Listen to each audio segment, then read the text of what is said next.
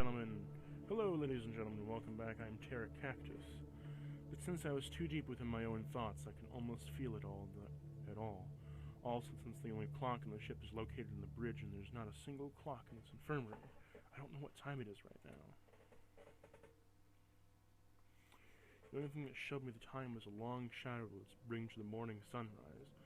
It shone throughout the deck of the doorway. I caught a glimpse of it to the doorway in the infirmary still moments ago. I haven't even lost time past since then. Damn, well, those dreams were... I want them? I curse myself. I curse my own mind as I feel my own toying with me, refusing me to show any of those black and white vivid memories I've been seeing since yesterday. Instead, I got these intense, sharp pain in my head every once I did force it out.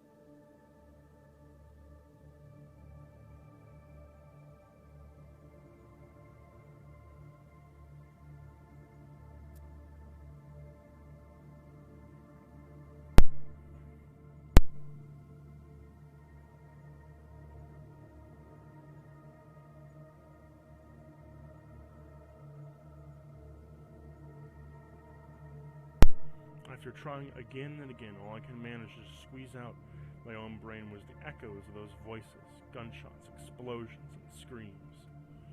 Despite the sounds of them, it made me wish I'd never heard it.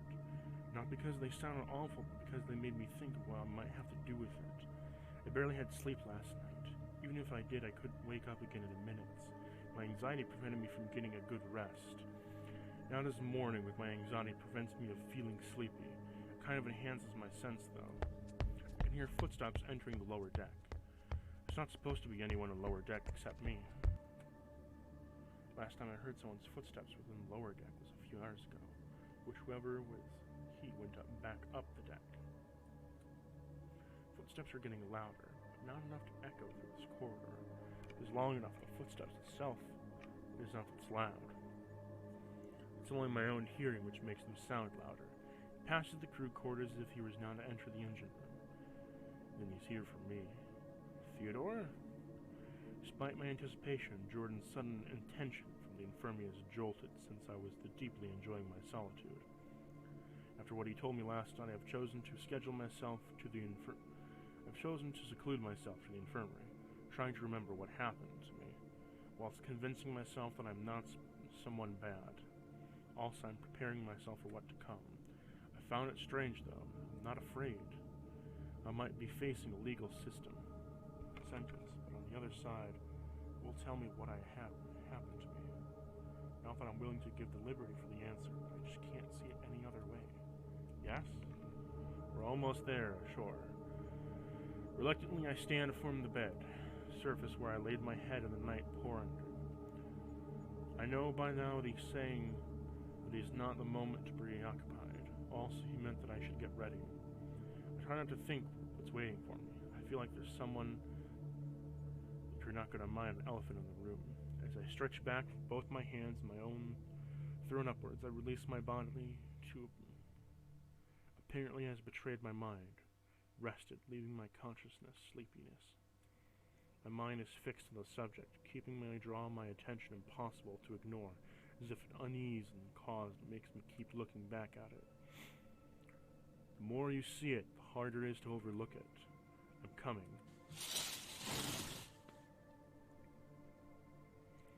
I lazily step out, trying my worry towards Jordan, who's just waiting on the threshold, separating from the infirmary to the lower deck of the corridor. To be honest, I think this scene is a bit of prison guard, talking to his prisoner and executioner. Ironic analogy, I think. Why are you telling me this?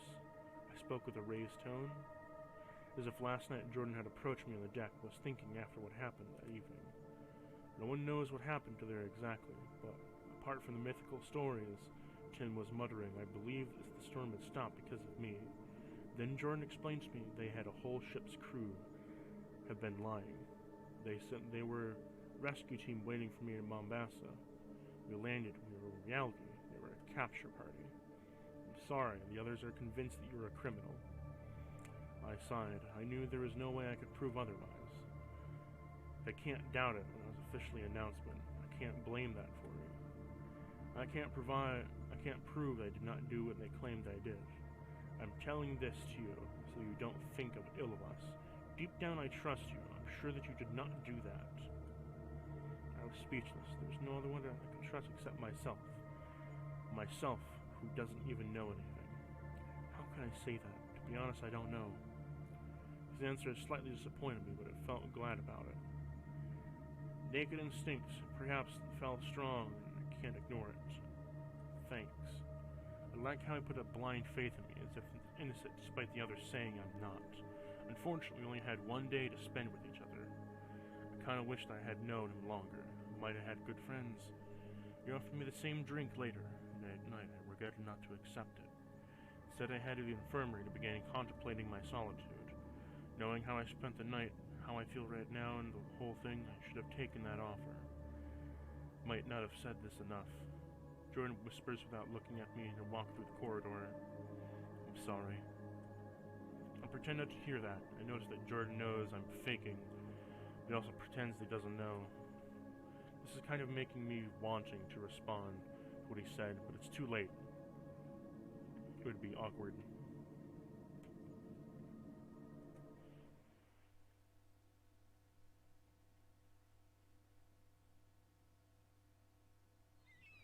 I don't know how long I've spent shelling in a hole in the infirmary, but apparently it was enough to make me forget the blinding skylight gets. The clear blue skies along the song of the seagulls crying to get me to Jordan to exit the lower deck. After my eyes adjusted to the blinding sun ray, I noticed it was approaching a midlay, around but not far in the distance. First time I could see and lean towards the nose when. This might be the only good side of having a mind being born yesterday. I can truly appreciate the beauty of the small things that everybody else can see in the everyday. Home! Tim yells loudly against the roar of the ship breaking the waves below. His voice surprisingly loud enough to complete the sea's rumble. Will somebody pull him off before he claims to be king again? Danson mocks at Tim before the bridge and the sound enough to complete the waves.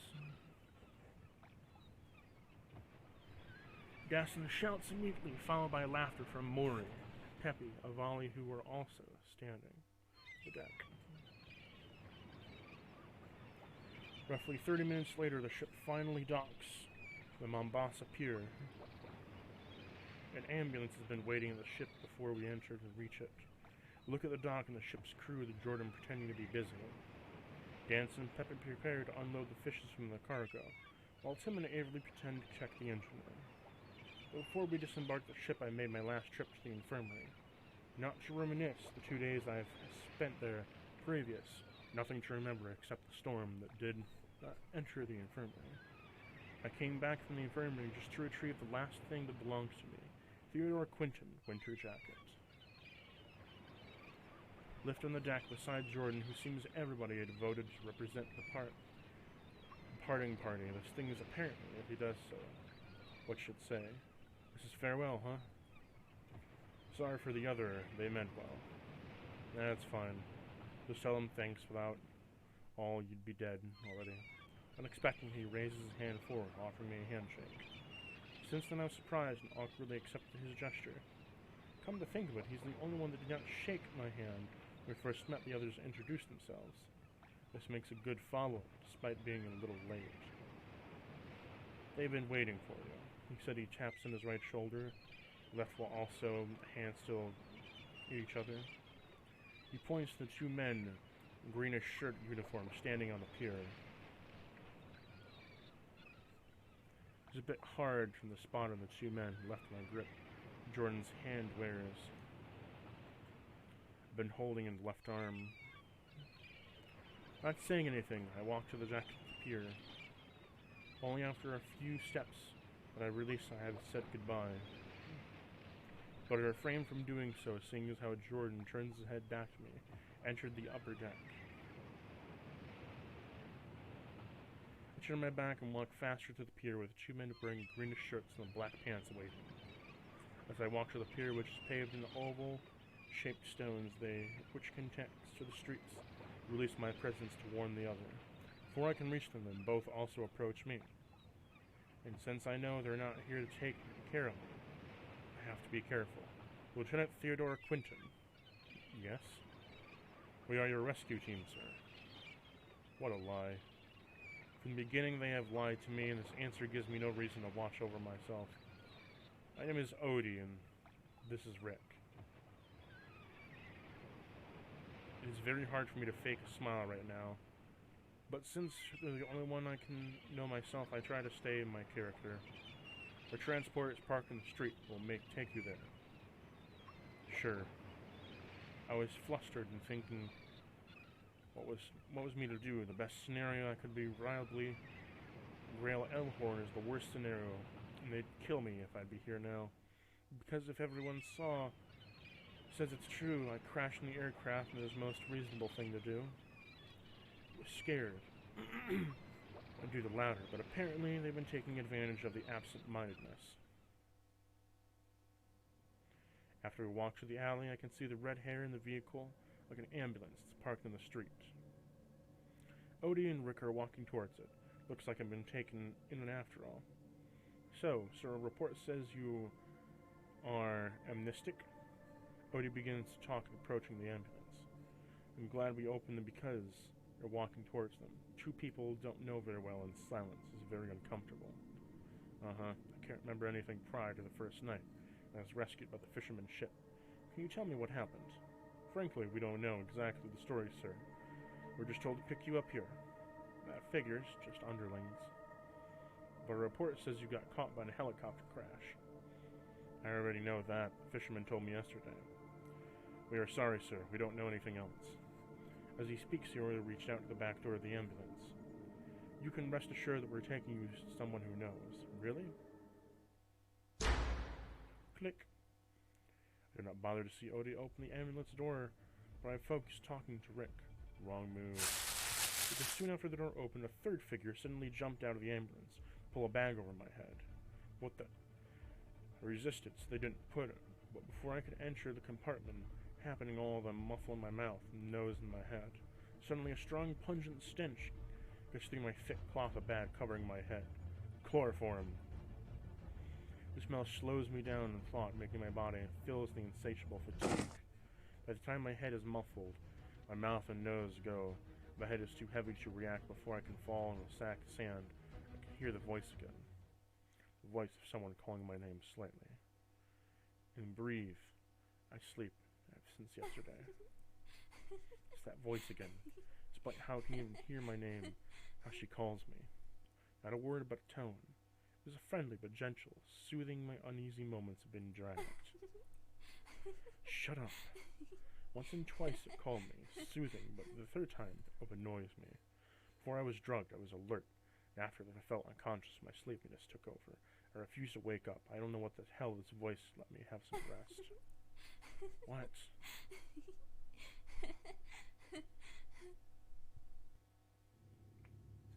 My inner voice shouted and echoes the empty chamber of my mind.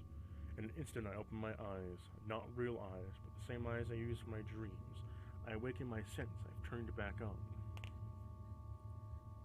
My sense of vision, my sense of hearing, my sense of smell, my sense of talk, my sense of feel. I'm back to the room where the sky is white and the bottom is black. I look at my left. I realize in time that I arrived to a different place. Instead of sitting in the chair behind a wooden desk, I am now sitting under a tree. A very small willow tree. The tree itself looked like the real brown and gray of the woods. Its green leaves have been red and yellow and dead leaves. This is the first time I see the colors and dull colors in the room. There's something odd, though. Despite I can feel the wind there, it leaves the branches and sways around slowly, if we've been blown by the wind. There's also looked to be in my lap. It's not thick, but it's just plain white. The cover is black, and I checked to find even pages so it was clean. There's a sound again. This time I can hear exactly where it came from. What? I was shocked when I turned my face to the right, a white figure standing very close to me, one step away from me. Her hip-long hair just left me non-existent, while she uses the right hand to hold her long hair from entering her non-existent eyes. What do you want? She was too shocked, like before. An ethereal voice of mine can be heard. My voice sounds different, somehow lighter. Also unlike the last time I saw her. The white figure is now apparently wearing sleeveless blouse, jeans, and sunglasses. Were you sleeping here? She shouts at me. The sounds of hitting a feminine voice. So what? Why are you here anyway? If you can answer me earlier, why were you... I would not have to walk here. I submissively imply that if not I'm answering, then why don't you want coming? Whatever. She gives up while raking in the right parts of her hair entering my face. Eve's been looking for you. Eve? What for? She asks for a new book you borrowed. Oh, this book? I tell her to wait. I have to finish it. Then quickly finish it. It's hard. I fell asleep through every time. Then just let Eve read it first. No way. She spent all 3 days reading this. I'll finish the book tonight. Now let me rest. Ah, so you really were sleeping here. Like I said, so what? You shouldn't be asleep here. After standing scolding me where she was standing, so began to approach and yank my right hand. Just before I shook Dr. Grail Erholm's black silhouette hand. Despite her instinctive form, touch and feel so real. She took my right hand and pulls me hard as she can. No matter how hard she pulls, I did not budge. I did not even resist, but she definitely tried to pull me out. Just let me stay. I'll be back at the house before night. No, wait, wake up. You're annoying. Wake up. Wake up. Wake up. She keeps pulling my right arm, again and again, until my slowly voice fades away, but keeps echoing. Little by little, the sensation of her pulling changes into a force outside of my body. I regain my consciousness, gradually before coming to alert to my surroundings. I can hear the sound of an engine car horn honking vaguely, but I can't see anything. Then I remembered, and I put down the bag over my head. Of course I can't see. Also, when I tried to move my head, there was a movement was limited. Both my hands are now bound and tied behind my back. I can feel the blinding of my hands. It's not steel cold, so I think they would not be handcuffs. It's not thick, so it would not be rope. I can feel it's thin. I'm guessing a zip tie? Zip tie. Despite these readily structured, it's still physically hard to break free from its bounds. I have to give after a few tries because instead of making a stretch, explaining my wrist and pushing the hands to my own hurt wrists. Despite being blinded, I absorbed all my surroundings. I remember the last thing hearing to me was a bang on the rescue party. I'm still not sitting on the bench. I put my lying on the wall. From the instinctive voice of traffic, it's a wild guess, but I keep thinking of driving somewhere. The ambience. Shit, supervisor is slowly responding. How long since it's been asked for direction? Almost an hour?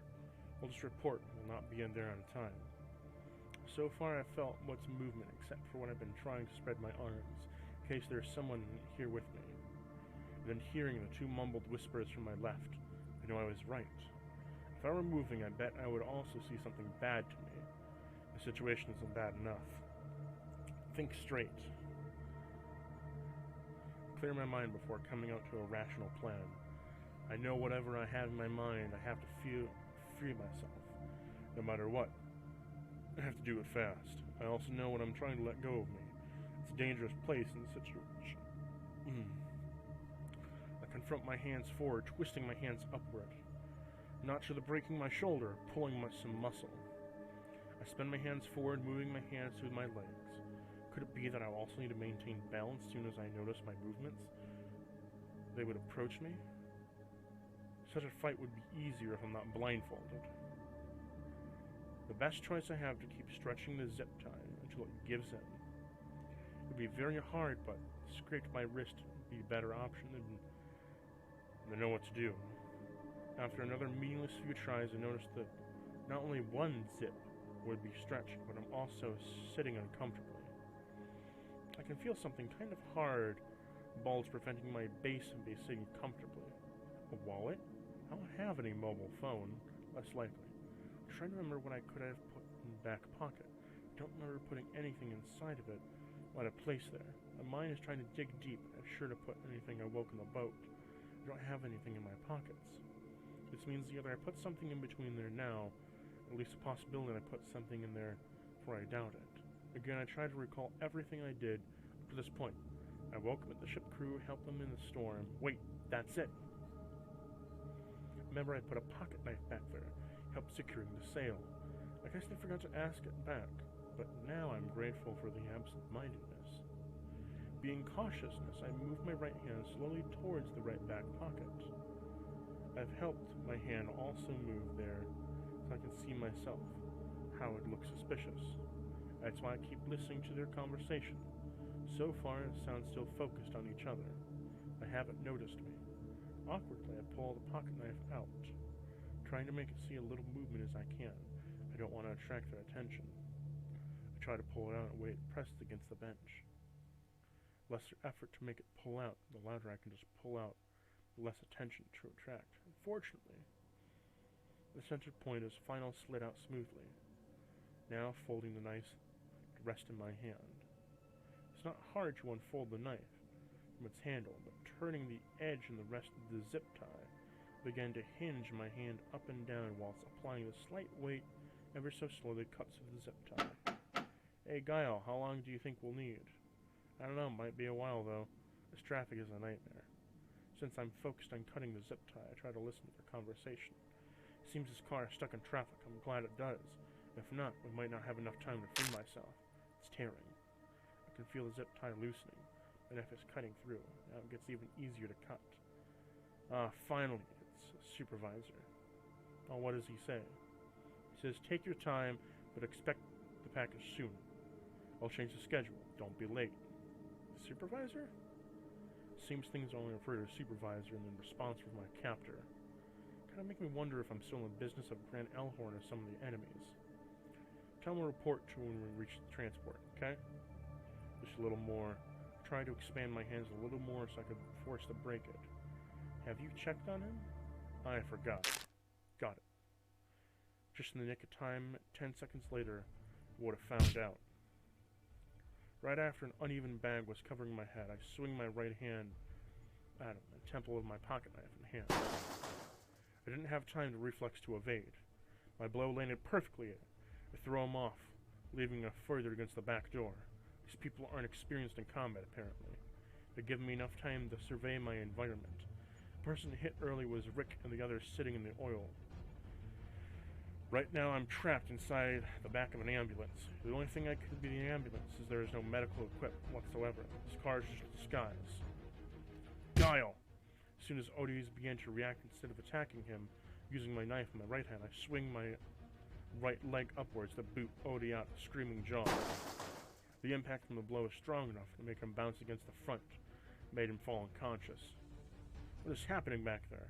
A voice from the front of the car is heard. I remember there is a figure that blindfolded me in the back of the pier. Odie called him. Guile never need him to wake up. There's a lot of things I need to know from him. Odie? Rick? We have to come here if he wants to know what happened. Before I want to secure those unconscious sluggers, I notice a pack of zip ties in Rick's pockets. I put my knife back, pocket, and take out some of the zip ties, Rick and Odie's legs and hands with them. Are you all right? As I check Rick and Odie's pockets for something that might help me escape, I can hear the front door opening. Slam back shut. The driver is coming to see the backside. Can't find any guns or knives, but apart from the wallets, I find an electric taser and a radio transmitter in Rick's pocket. And the other one's transmitter and mobile phone in Odie's pocket.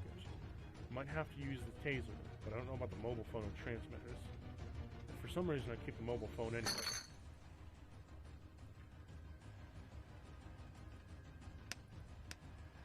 Well, ladies and gentlemen, I'll see you in the next episode. Ta-ta!